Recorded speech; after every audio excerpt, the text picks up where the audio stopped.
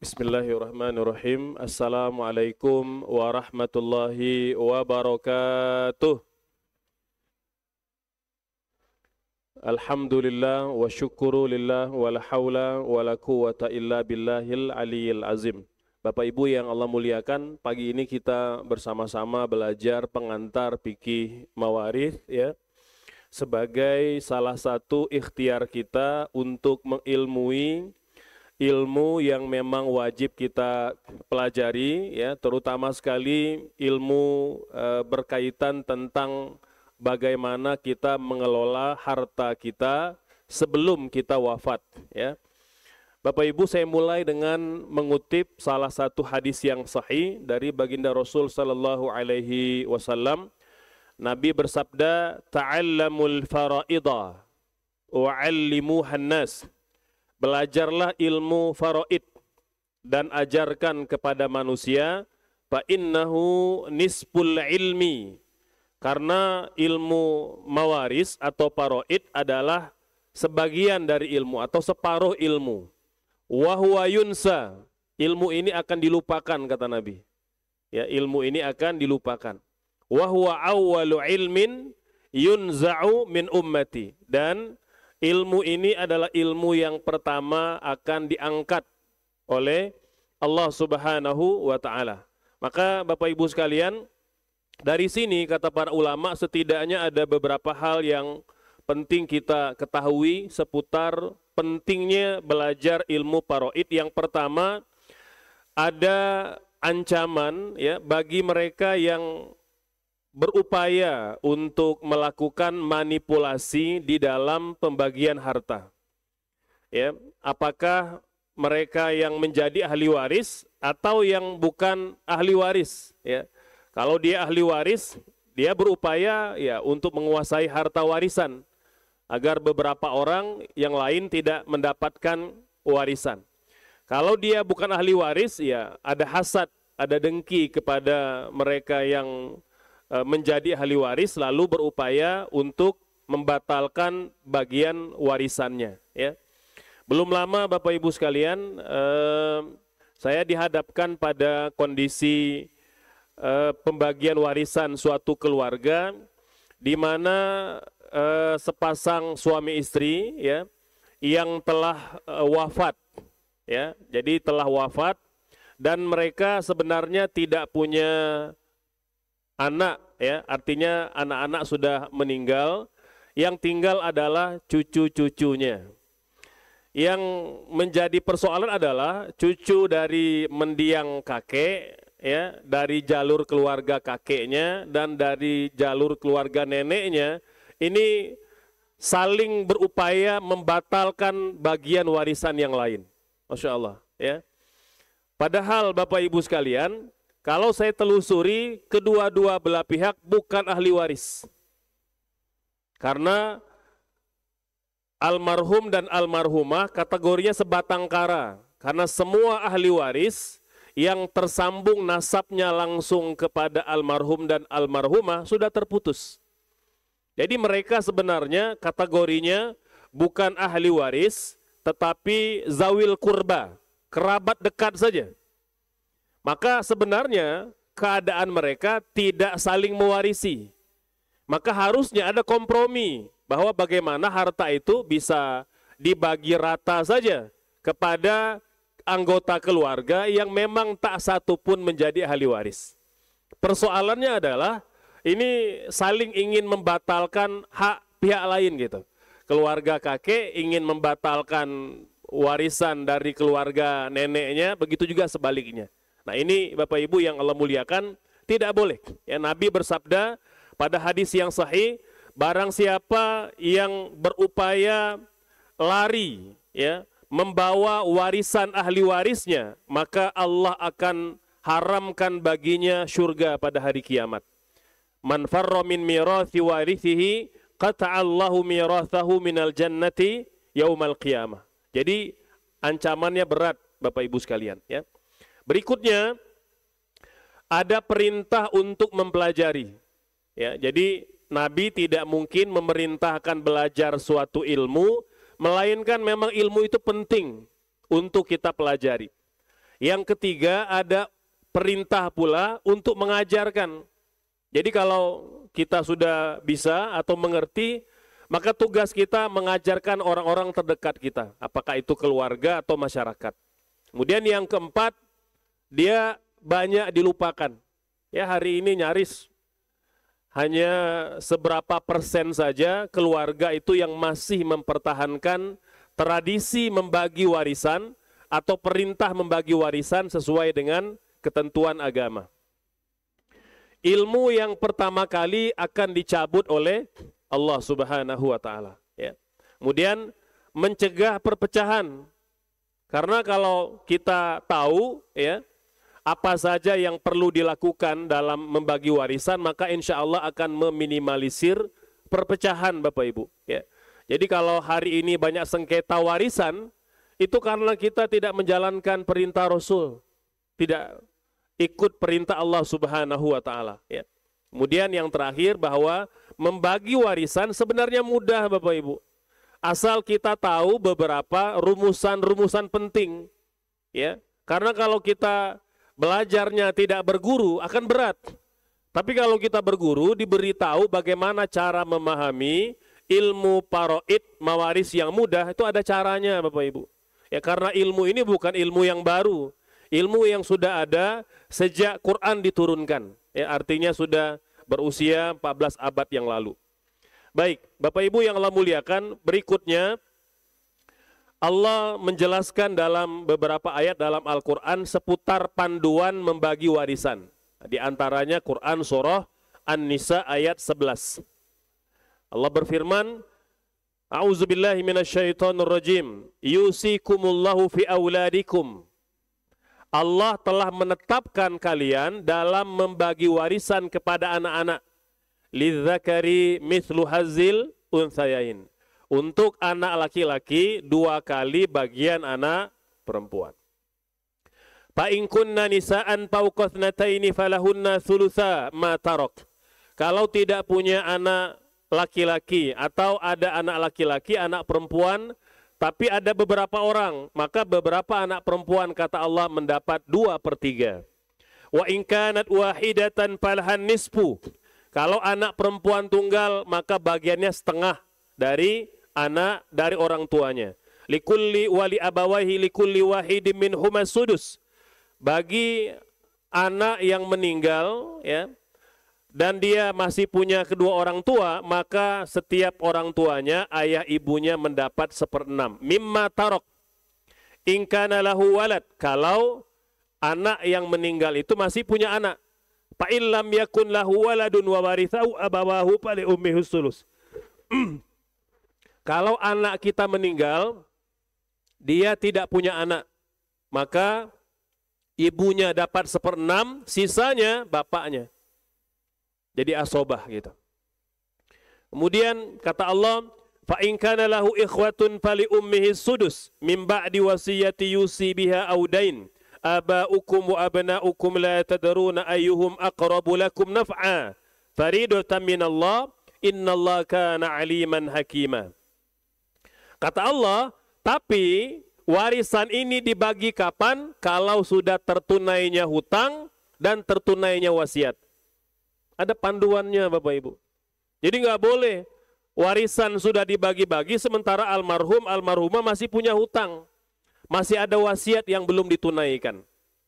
Dan kata Allah, kalian sebenarnya mungkin tidak tahu, kata Allah, atau tidak tahu, ya, siapa orang yang paling dekat secara nasab. Bapak Ibu, kita walaupun meyakini yang dekat itu adalah istri saya, yang dekat itu adalah anak kandung saya atau saudara saya. Kata Allah, Allah lah yang paling tahu orang yang paling dekat dengan kalian. Maka bagian warisan itu sebenarnya adalah itu di ring 1, Bapak Ibu. Di lingkaran yang pertama, harta warisan itu. Kalau di lingkaran pertama ini ada anggota keluarga yang sudah wafat lebih dulu, maka nanti baru membuka keran pembagian warisan ke lingkaran kedua. Nanti ke lingkaran ketiga. Dia ada beberapa circle-circle atau beberapa lingkaran yang kita harus pahami. Berikutnya, Bapak Ibu yang Allah muliakan, nah, pembagian warisan itu prinsip dasarnya berpindahnya suatu harta dari orang yang wafat kepada orang yang hidup. Ya, maka ada berpindahnya hak kepemilikan. Yang kedua, hartanya legal dan syar'i. Ya, jadi kalau tidak legal atau tidak syar'i, maka dia tidak layak untuk dijadikan warisan. Ya. Dari orang yang meninggal. Jadi tidak dinamakan warisan kalau harta itu dimiliki oleh orang yang masih hidup. Ya, kalau orangnya masih hidup dibagikan, ya namanya hadiah, namanya hibah, ya begitu. Kemudian kepada ahli waris yang masih hidup. Jadi kalau sudah meninggal, ya bukan ahli waris. Ya, jadi pembagian warisan itu dari orang yang telah meninggal kepada orang yang masih hidup. Nah, ini sudah pernah kita jelaskan Bapak Ibu pada pertemuan sebelumnya, ya, saya tidak akan ulangi lagi, ya. Maka langkah pertama ketika kita ingin mengetahui ilmu mawaris Bapak Ibu, pertama kita ketahui dulu sebab-sebab orang mendapat warisan. Ya, ada sebab-sebab orang mendapat warisan. Nah, ini setidaknya ada 4. Yang pertama karena hubungan nasab. Jadi keluar dari poin 1 ini anak angkat, anak tiri, saudara tiri, ya, orang tua tiri. Jadi kalau yang tiri-tiri itu memang tidak ada nasab Bapak Ibu. Maka mereka tidak saling mewarisi. Tidak saling mewarisi. Ustadz, bagaimana kalau anak sepersusuan misalnya? Atau ibu susu gitu. Ya, kan kata Nabi, kalian menjadi mahram bagi ibu susu dan saudara sepersusuan seperti mana saudara senasab. Bedanya kata Nabi, kalian tidak saling mewarisi. Itu bedanya. Jadi kita nggak boleh itu menikah dengan anak perempuan dari ibu yang menyusui kita. Karena dia seperti adik kandung kita. Tapi tetap kita tidak dianggap saling mewarisi. Karena sebenarnya tidak punya hubungan nasab. Dia hanya disebabkan sepersusuan. Nah, kira-kira begitu, ya. Kemudian yang kedua, sebab perkawinan. Ya, jadi kalau yang tidak kawin, ya tidak saling mewarisi. Ya, apakah hubungan tanpa status? Ya nggak boleh. Termasuk juga mereka yang telah bercerai. Yang telah bercerai hidup, maka ketika mantan suami, mantan istri meninggal, maka yang jadi mantan sudah tidak bisa menuntut hak warisan. Ya, kalau orang tua tidak ada mantan, mertua tidak ada mantan, anak tidak ada mantan, tapi suami istri ada mantannya Bapak Ibu. Dan kalau sudah mantan, mereka sudah tidak saling mewarisi lagi. Nah, jadi tidak berhak Bu Ibu misalnya punya mantan suami, walaupun tajir gitu ya, kaya raya, tetap Ibu nggak bisa menuntut warisan itu. Ya. Kemudian yang ketiga hubungan agama. Jadi kalau yang tidak seagama, maka tidak saling mewarisi. Bapak Ibu, ya. Ya, soal status pernikahan beda agama, memang kalau mayoritas para ulama, kalau yang istrinya wanita non-muslimah masih beragama samawi, Yahudi atau Nasrani, sebagian besar ulama memperbolehkan pernikahannya. Ya. Tapi kalau wanita non-muslimah bukan beragama samawi, selain Yahudi atau Nasrani, maka sepakat para ulama tidak halal dinikahi. Gitu, ya. Meskipun di Indonesia, MUI itu menetapkan bahwa meskipun agamanya Nasrani atau Yahudi, tetap laki-laki muslim diharamkan menikah dengan wanita non-muslimah. Nah, itu ijtihad Bapak Ibu sekalian, itu pilihan fikih, boleh-boleh saja. Ya, boleh-boleh saja, meskipun memang mayoritas para ulama mengatakan selama wanita itu orang Yahudi atau Nasrani yang sejatinya agama samawi, halal untuk dinikahi. Ya. Nah, cuma nanti kesulitan untuk mengurus pendaftaran pernikahan. Ya, kalau dulu masih boleh Bapak Ibu, walaupun KUA tidak mau tidak mau menikahkan, dia bisa datang ke pengadilan mendaftarkan pernikahannya, bisa. Nah, namun sejak tahun 2023 turun surat edaran Mahkamah Agung SEMA 2023, maka pendaftaran pernikahan beda agama sudah dilarang oleh negara. Jadi sulit Bapak Ibu. Gitu ya, makanya bersiko kalau ada keluarga kita menikah dengan wanita non-muslimah walaupun agama samawi, karena nanti kesulitan untuk dapat buku nikahnya. Ya, untuk dapat buku nikahnya, ya. Jadi kalau tidak seagama tidak saling mewarisi Bapak Ibu. Mayoritas ulama mazhab Maliki, mazhab Syafi'i, mazhab Hambali mengatakan kalau ada dalam anggota keluarga non-muslim atau non-muslimah, mereka tidak saling mewarisi. Itu pendapat mayoritas para ulama. Ya. Jadi kalau mazhab Hanafi Bapak Ibu, kalau yang meninggal itu muslim, maka yang non-muslim atau non-muslimah semua tidak dapat warisan. Tapi kalau sebaliknya dalam mazhab Hanafi, yang meninggal non-muslim, maka keluarga muslim mewarisi hartanya. Ini perbedaan antara mazhab Hanafi dengan kebanyakan mazhab di dunia. Mengapa Bapak Ibu? Karena kata mazhab Hanafi, al-Islamu ya'lu wa la yu'la alaih. Islam itu unggul dan tidak ada yang mengunggulinya. Sehingga beliau memahami kalau yang meninggal itu muslim, maka non-muslim tak berhak mendapat warisannya. Tapi kalau sebaliknya yang meninggal ini non-muslim, maka keluarga muslim berhak mengambil atau mendapatkan warisannya. Karena Islam itu unggul dan tidak diungguli gitu. Nah, itu kira-kira penjelasan atau pendapat dalam mazhab Hanafi. Bapak Ibu yang Allah muliakan, nah ini hal penting yang kita perlu ketahui ketika membagikan warisan.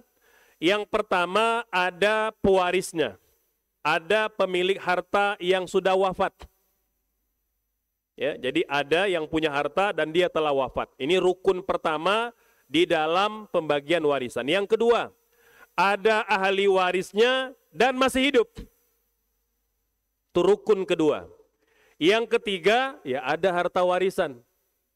Karena boleh jadi nggak punya harta, Bapak Ibu. Ya kalau nggak punya harta, tidak ada pembagian warisan gitu. Jadi tidak berhak menuntut apapun dari apa yang ditinggalkan. Nah, Bapak Ibu sekalian, ya jadi mewaris atau orang yang punya harta sudah meninggal, kemudian ahli waris masih hidup dan tidak adanya mawani'. Apa ini mawani' Bapak Ibu? Mawani' ini sebab-sebab seseorang terhalang mendapatkan warisan. Apa saja penyebab orang tidak dapat warisan? Satu, karena membunuh. Jadi kalau ada anak bunuh orang tuanya, bunuh ayahnya, maka anak tadi tidak berhak atau haram mendapatkan warisan dari bapak yang dia bunuh. Tidak berhak Bapak Ibu sekalian. Ya, jadi siapapun yang melakukan pembunuhan dalam Islam, maka dia tidak berhak mendapatkan bagian warisan dari orang yang dia bunuh. Yang kedua, karena berbeda agama. Yang ketiga, karena perbudakan. Dulu Bapak Ibu ada hamba sahaya di masa Nabi, ya, maka hamba itu kalau majikannya meninggal, maka dia tidak berhak mendapat warisan majikannya. Kalau dia yang meninggal, maka majikannya menguasai hartanya. Nah, kira-kira begitu, ya. Baik. Nah, Bapak Ibu sekalian, ketika kita akan membagikan warisan, tahapan-tahapan ini harus kita laksanakan. Yang pertama, pemilahan harta warisan. Ya, di validasi Bapak Ibu, mana harta bersama, mana harta pihak lain.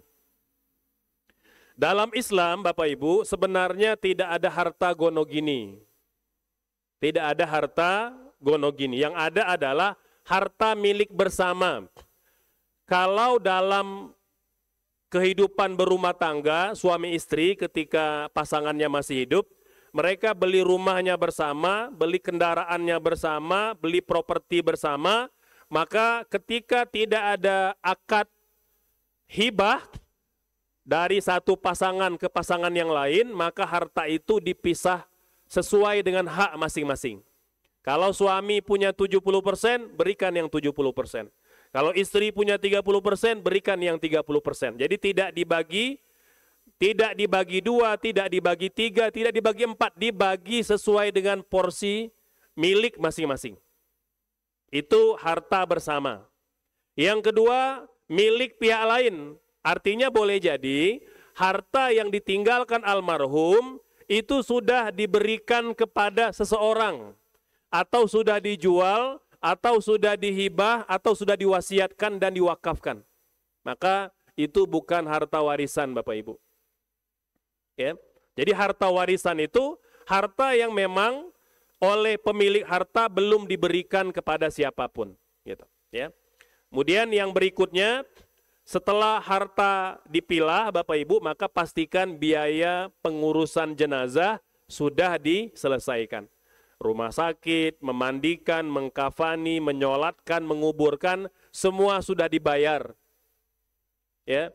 Jadi kalau misalnya ada anak pertama, anak kedua yang mengurus ya pengurusan jenazah, kalau memang dia tidak menghibahkan, maka biaya tadi diambil dari harta yang meninggal, ahli waris yang meninggal, ya. Hutang Bapak Ibu, ya. Jadi pembayaran hutang itu harus segera diselesaikan, ya. Nah, begitu juga pelaksanaan wasiat. Ini juga dibagikan Bapak Ibu sekalian. Dan setelah selesai pemilahan harta warisan, biaya pengurusan jenazah, hutang sudah dibayar, wasiat telah ditunaikan, barulah kita membagikan warisan. Ya. Nah, nanti untuk hal teknis Bapak Ibu membagi warisan itu tentu ada surat keterangan kematian ya dari kelurahan, dari kecamatan, ya. Nah, kemudian nanti kita juga perlu mendapat pengesahan ahli waris, ya. Jadi boleh jadi yang mengeluarkan itu adalah kecamatan atau kantor KUA terdekat. Nanti dia akan mengesahkan siapa saja ahli waris. Dan ahli waris, Bapak Ibu sekalian, sejatinya adalah ahli waris yang sah. Nah, cuma memang karena di negara kita ini tidak semua KUA itu dibekali ilmu dan regulasi untuk menetapkan siapa yang ahli waris, siapa yang bukan ahli waris. Kalau di negara jiran Bapak Ibu, dia tinggal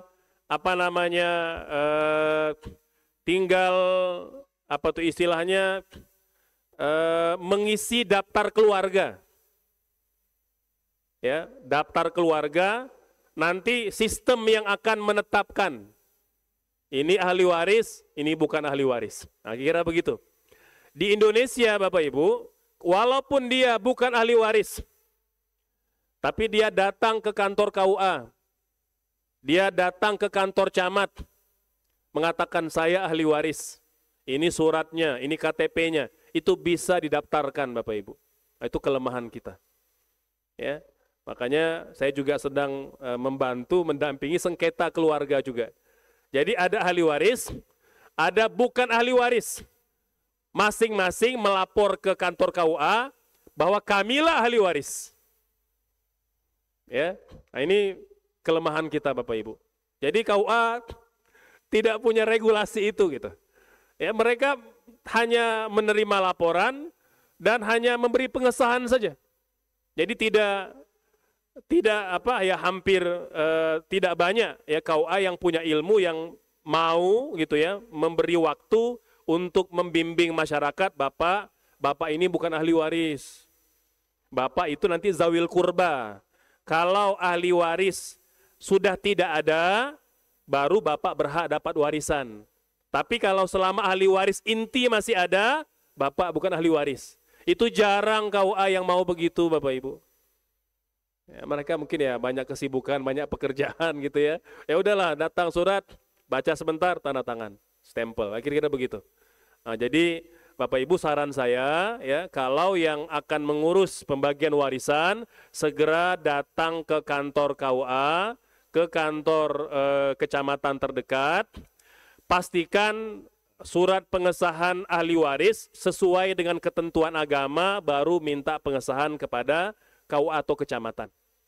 Ya, sebelum nanti boleh jadi nauzubillah ada yang bukan ahli waris mengklaim dia ahli waris. Nah, nanti sengketa di pengadilan itu yang makan waktu, makan biaya. Baik. Nah, selanjutnya Bapak Ibu, setelah beres kita mau membagi warisan. Langkah pertama adalah tentukan siapa yang ahli waris, siapa yang bukan ahli waris. Nah, saya mulai pastikan Bapak Ibu, bukan ahli waris tidak berhak untuk mendapat warisan. Ini ada 10 Bapak Ibu sekalian. Ada 10 keluarga tapi bukan ahli waris. Yang pertama, anak angkat atau anak asuh. Jadi bukan ahli waris. Jadi nanti kalau mau rapat ya membicarakan bagian warisan, mohon maaf, anak angkat, anak asuh tidak dilibatkan dulu. Karena dia bukan ahli waris. Ya, kalau diminta pendapat boleh, tapi bukan untuk menentukan pembagian warisan. Yang kedua, anak tiri. Jadi semua yang tiri-tiri ini nggak dapat warisan. Yang ketiga tadi, mantan suami atau mantan istri. Tidak ahli waris. Ya. Yang keempat, ponakan perempuan. Ya, ponakan perempuan ini artinya ponakan dari dari saudara almarhum. Ya, jadi kalau almarhum punya saudara, ya baik itu laki-laki atau perempuan, dan dia punya anak perempuan, maka keponakan perempuan bukan ahli waris. Ponakan yang ahli waris cuma laki-laki saja. Cuma laki-laki saja. Gitu ya. Kemudian ponakan dari saudara perempuan. Ini lebih khusus.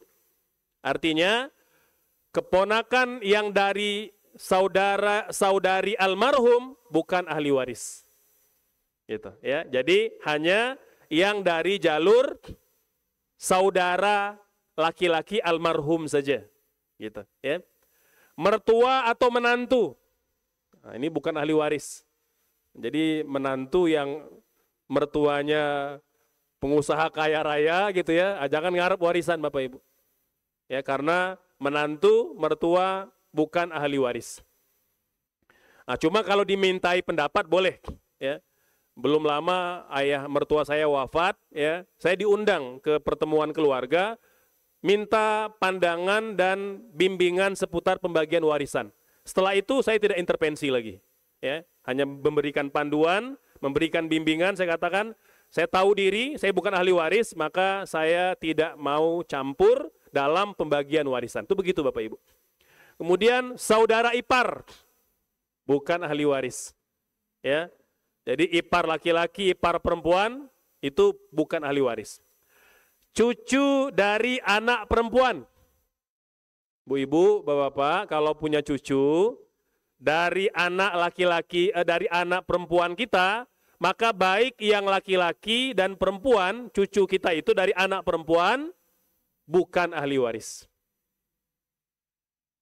Jadi cucu yang ahli waris dari mana? Dari anak laki-laki saja. Nah, kepada mereka ini, itulah nanti kalau bisa Bu Ibu, Pak Bapak, kasih wasiat atau kasih hibah. Kalau ya kan kita sayang sama cucu gitu ya, tapi dia bukan ahli waris. Maka sudah kita petakan dari awal. Dia nanti kalau saya meninggal nggak bakal dapat warisan. Maka saya tulis wasiat atau berikan hibah kepada cucu tadi. Ya. Kemudian paman dan bibi jalur ibu.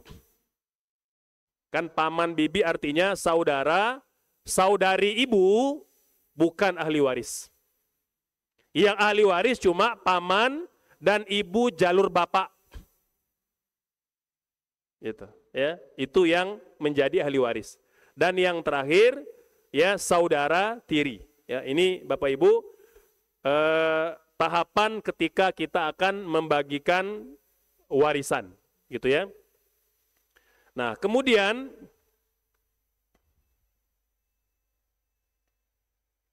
ya, ini bagian ya. Baik, Bapak Ibu sekalian. Nah, ini bagan singkat. Ya, jadi penerima waris, satu, kita petakan dulu dia termasuk ahli waris atau tidak. Kalau sudah checklist berikutnya dia terhijab atau tidak. Nah, gitu. Karena memang dia ahli waris, tapi dia bisa terhijab. Contoh, saya meninggal, saya punya istri, saya punya anak laki-laki, anak perempuan, dan saya masih punya saudara. Ini semua kan ahli waris semuanya. Ya, jadi istri saya ahli waris, anak saya ahli waris, saudara saya ahli waris. Ya. Nah, Bapak Ibu sekalian, masing-masing adalah ahli waris. Tapi kita perlu checklist berikutnya, dia terhijab atau tidak? Apakah tertutup posisinya karena ada ahli waris yang lebih berhak, atau karena adanya ahli waris yang lain, ya, sehingga tidak menerima waris. Bapak Ibu, istri saya ahli waris, anak saya ahli waris, saudara saya ahli waris. Tapi karena mereka ini sama-sama ahli waris, maka boleh jadi ada ahli waris tertentu yang menghijab, menutup ahli waris yang lain. Siapa? Saudara saya. Saudara saya itu terhijab mendapat warisan. Mengapa? Karena saya masih punya anak laki-laki. Nah, kira-kira begitu Bapak Ibu. Jadi checklist pertama betul ahli waris, tapi ada checklist kedua, dia terhijab atau tidak. Kalau tidak, kalau dia ahli waris dan tidak terhijab, barulah lanjut ke pembagian warisan. Nah, kira-kira begitu ya Bapak Ibu sekalian, gambaran ketika kita akan membagikan warisan. Baik. Nah, ini ahli waris yang laki-laki, ini bagian ahli waris yang perempuan. Nah, ini Bapak Ibu, hari ini kita pengantar dulu ya biar tidak terlalu banyak. Mangga barangkali ada pertanyaan kita persilakan.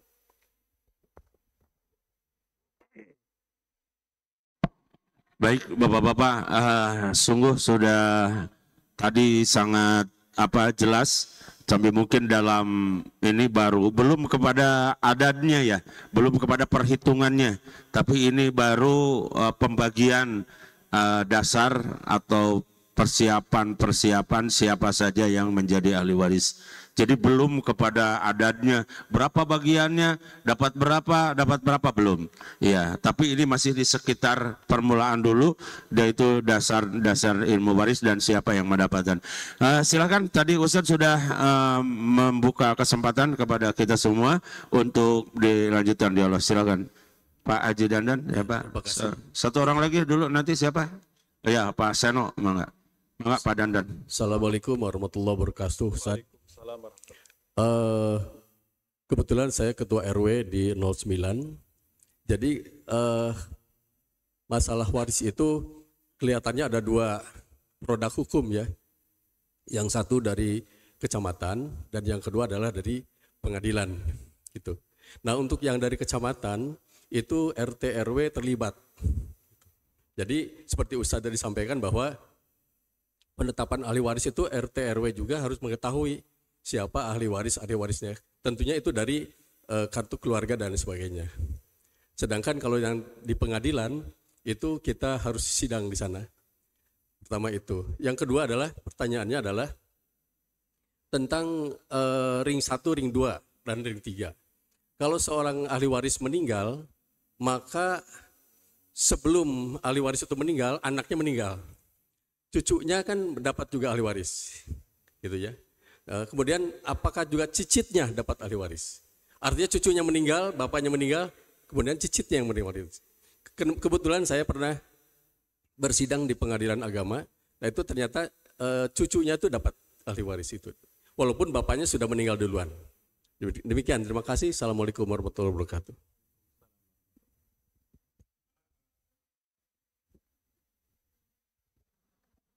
Assalamualaikum warahmatullahi wabarakatuh. Saya mau tanya Pak, kebetulan saya punya anak perempuan, cucunya ya dia punya cucu kan berarti udah lahir. Yang pertama itu apa mendapatkan ahli waris nanti kalau saya udah meninggal. Yang kedua, mertua saya itu punya anak yang laki, anak laki ya, artinya itu kakak tiri berarti dari istri saya kan, misalnya gitu ya Pak ya, berarti kakak tiri. Kemudian yang itu udah meninggal tapi punya istri, apakah istrinya dapat tidak warisnya? Itu aja Pak. Baik Ustadz, silakan dua dulu. Ya. Baik Bapak Ibu sekalian, tentang produk hukum, ya begitulah problem di kita itu, ya. Jadi belum rapi gitu, ya, belum rapi Bapak Ibu sekalian. Sejatinya kalau kita mengacu kepada undang-undang negara, gitu ya, itu harusnya seluruh elemen pemerintah di level terendah itu mengetahui. Jadi RT harus tahu, RW harus tahu Bapak Ibu sekalian. Termasuk nanti kalau misalnya ada harta yang diwakafkan, itu RT harus tahu Bapak Ibu. RW harus tahu. Itu orang BPN atau nanti ketika dipalidasi pajaknya, dia minta mana keterangan RT RW. Begitu Bapak Ibu sekalian. Ya. Nah, cuma ya begitulah, ya, karena kadang ya mungkin ada yang pakai shortcut, pakai jalan tol gitu ya. Jadi kadangkala melewati beberapa prosedur hukum yang harusnya berlaku gitu ya. Ya semogalah kita berharap ada perbaikan ya. Nah termasuk tadi Bapak Ibu sekalian seputar cucu. Kita katakan Bapak Ibu sekalian, kan cucu itu dalam Islam hanya yang jalur anak laki-laki gitu ya. Dan yang kedua, cucu itu mendapat warisan ketika ahli waris yang di atasnya sudah tidak ada. Ya, contoh begini. Ada seorang wanita sudah masih punya suami misalnya, tapi dia tidak punya anak, sudah meninggal, tapi dia punya cucu, gitu ya. Maka cucu mendapat warisan karena almarhumah ini sudah tidak punya anak lagi. Harusnya begitu Bapak Ibu sekalian, gitu ya. Nah, berbeda halnya kalau seandainya anak laki-lakinya itu wafat lebih dulu. Wafat lebih dulu sebelum ibunya, gitu ya. Jadi kalau kita ini nggak ada papan tulis ya, Bapak Ibu sekalian. Jadi kalau digambarkan ada seorang perempuan punya suami, punya anak dan punya cucu, gitu ya. Dalam komposisi ini ketika almarhumah meninggal maka cucu tidak dapat warisan. Mengapa? Karena terhalang almarhumah masih punya anak. Kalau almarhumah itu sudah tidak punya anak, barulah cucu mendapat warisan dari neneknya. Nah, kira-kira begitu. Nah, pertanyaannya adalah begini. Bagaimana kalau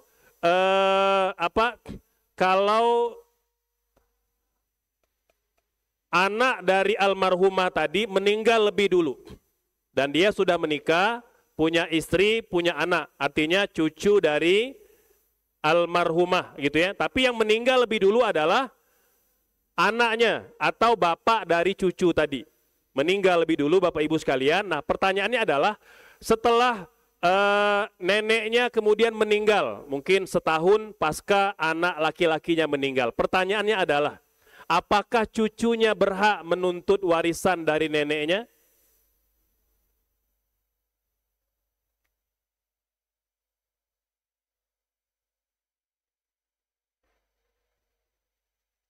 Apakah cucu berhak? Mungkin dia kalau memang hak sebagai cucu iya, kalau memang anak laki-laki. Nah pertanyaannya berhak nggak dia misalnya menuntut bagian warisan untuk bapaknya?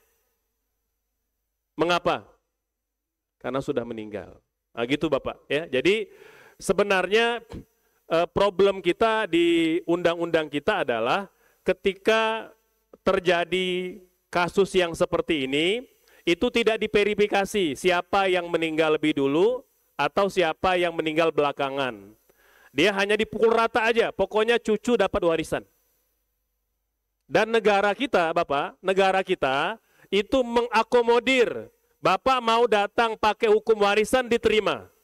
Mau datang pakai undang-undang negara diterima. Mau datang dengan tradisi masyarakat diterima juga. Jadi negara itu tidak mengintervensi Bapak Ibu. Terserah, pokoknya akur dulu di keluarga, kami hanya mengesahkan aja. Kira-kira begitu Bapak. Walaupun sebenarnya kalau cucu tadi menuntut hak warisan dari, ginilah, kalau anak laki-laki kan masih berhak nih. Bagaimana kalau cucu perempuan? Cucu perempuan berhak nggak nuntut warisan ke neneknya? Mengapa nggak berhak Bu Ibu? Karena bukan ahli waris. Tapi di negara kita cucu perempuan bisa dapat warisan. Nah, kira begitu Bapak. Ya. Ya. Jadi Bapak Ibu, kompilasi hukum Islam itu memang kompromi. Dia kompromi antara undang-undang konvensional dengan undang-undang Islam. Nah, kira begitu, gitu ya. Jadi meskipun sebenarnya dia tidak berhak, ya. Nah, kalaupun berhak Bapak Ibu, poinnya bukan warisan. Apa poinnya Bapak?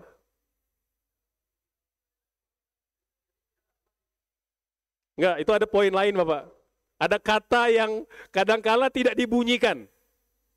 Ya, saya kadang suka jahilin hakim juga gitu ya, atau jahilin para pejabat.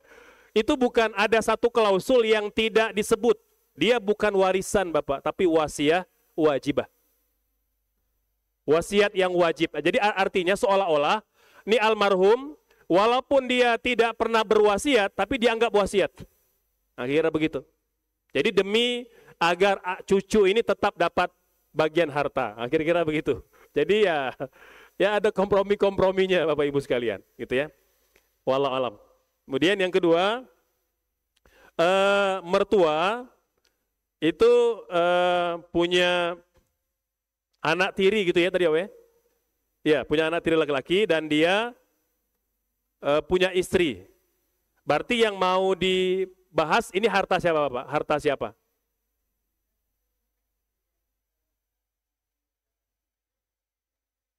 Oke. Maksud saya istrinya anak ya laki-laki tadi yang artinya karena dulu kan nikahnya sama ibunya itu dulu kan karena meninggal Pak. Jadi punya anak satu laki-laki. Berarti itu seolah-olah kakak tiri kan dari istri saya karena itu. Nah, kemudian ini meninggal yang suami yang laki-lakinya ini. Istrinya nuntut haknya dia sebagai ahli waris ikut ke sini berhak enggak maksudnya? Dia berhak menuntut warisan dari suaminya. Harta suaminya. Apakah suaminya punya harta? Itulah hak istri.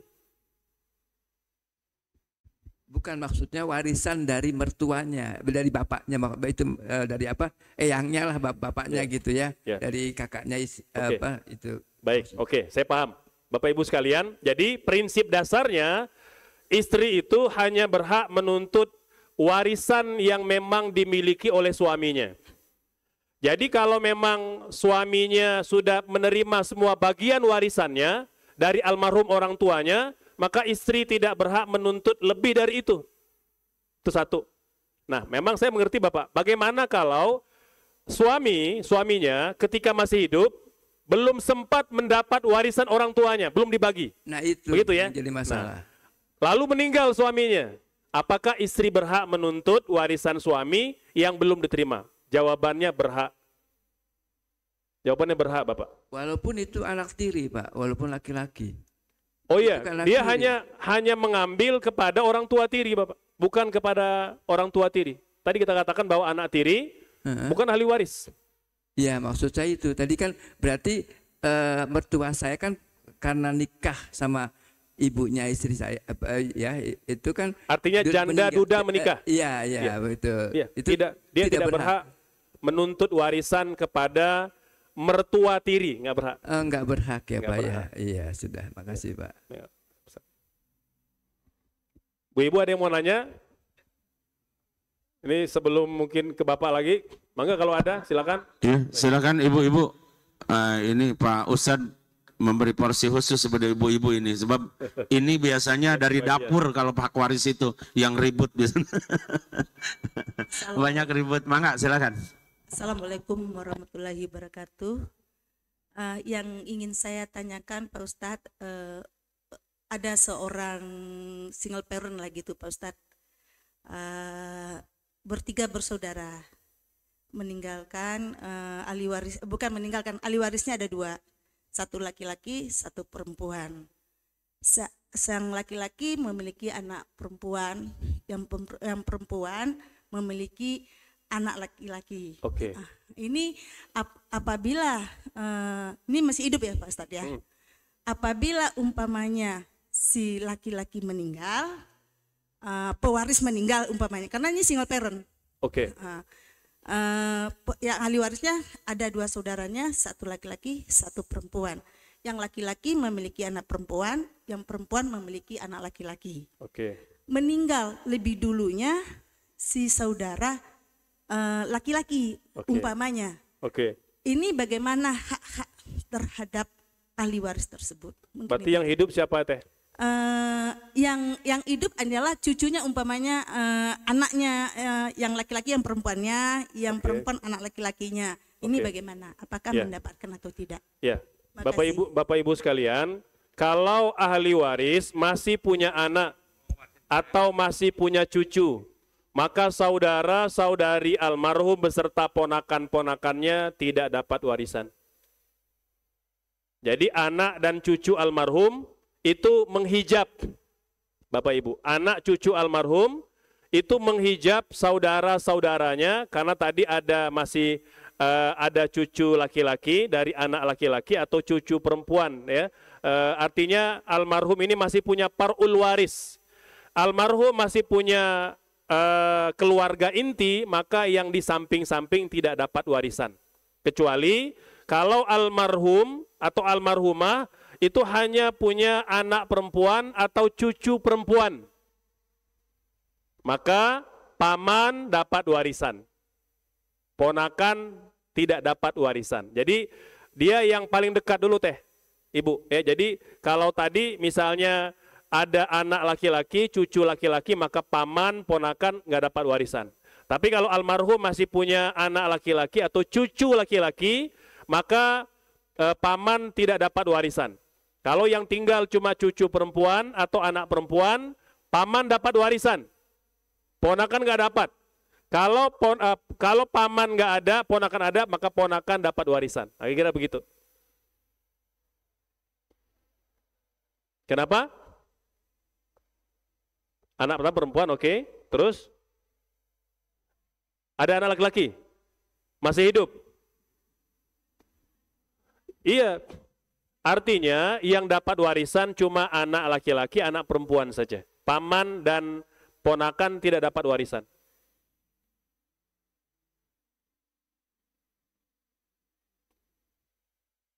Gimana Teh?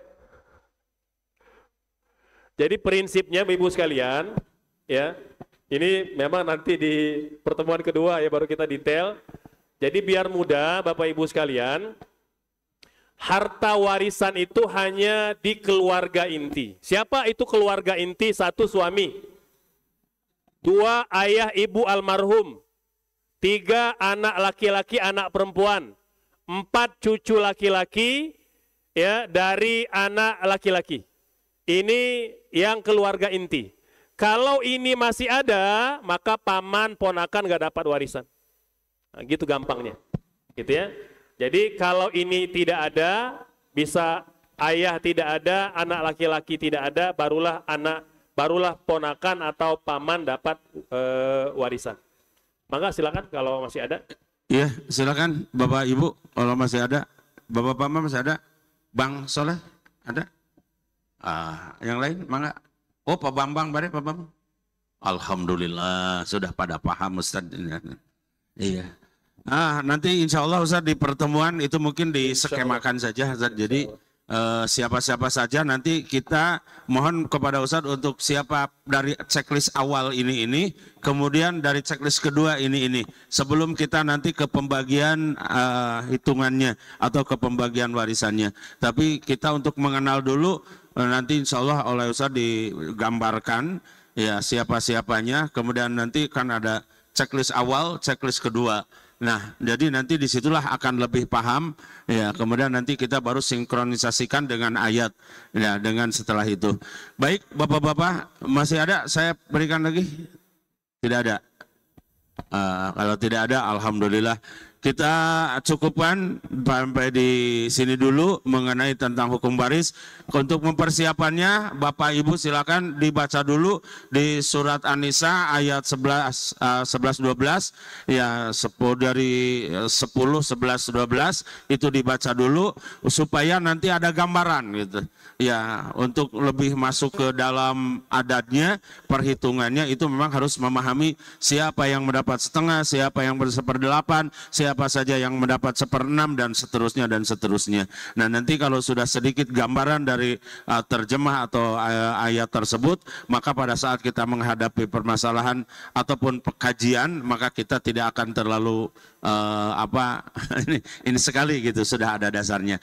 Insya Allah sekali lagi kami aturkan kepada Ustadz Adiansa yang sudah memberikan penerangan ataupun cerahan di pagi ini dengan pengantar ilmu waris.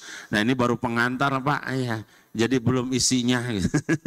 Iya, baik, mudah-mudahan kita semua bisa mengambil hikmah dan pelajaran, juga bisa memahami sehingga nanti bisa diterapkan, bisa diamalkan di keluarga kita, minimal di keluarga kita.